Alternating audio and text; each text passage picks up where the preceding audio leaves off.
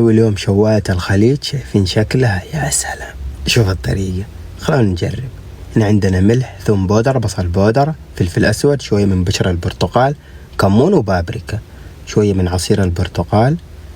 بكتب لكم المقادير. هنا عندنا ملعقتين كبيرة خل، شوية معجون طماطم، و4 ملاعق كبيرة زيت، ملعقتين كبيرة صويا معتدلة.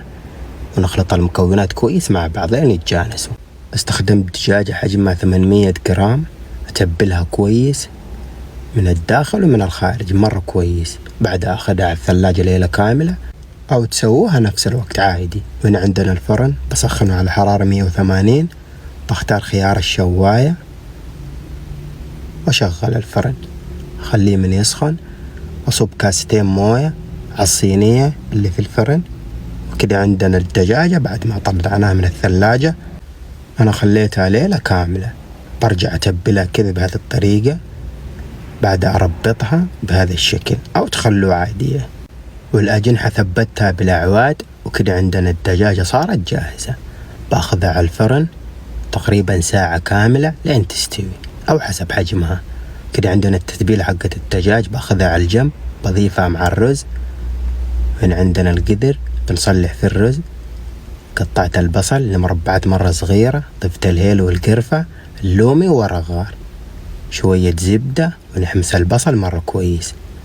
من يذبل أضيف الثوم وأحرك لين تطلع ريحة الثوم ويتحمر البصل بهذا الشكل. كده عندنا البصل صار جاهز. هنا عندنا نص كوب عصير طماطم.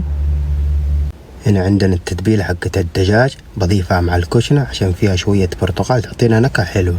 هنا عندنا الملح، كركم، كمون، كزبرة وفلفل أسود. كده الكشنة عندنا صارت جاهزة. بضيف شوية سكر، شوية بس عشان أوزن طعم الكشنة. هنا عندنا رز أمريكي مغسول منقوع 20 دقيقة. ضفتها مع الكشنة وحركهم كويس مع بعض.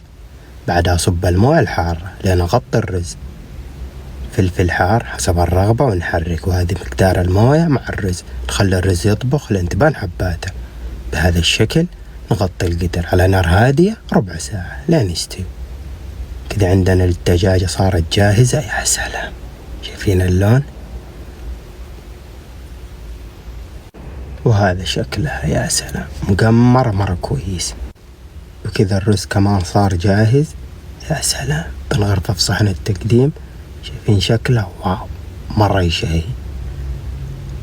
بعدها بقطع الدجاج على 2. شايفين كيف؟ مرة قطنية ومستوية كويس. باخذ قطعة بحطها مع الرز. يا سلام، شايفين التحميرة؟ بنقدم معها صوص الزبادي أو سلطة الزبادي. باخذ قطعة، يا سلام، بضيف عليها الزبادي وبالعافية. بصراحة مرة لذيذة وبالعافية.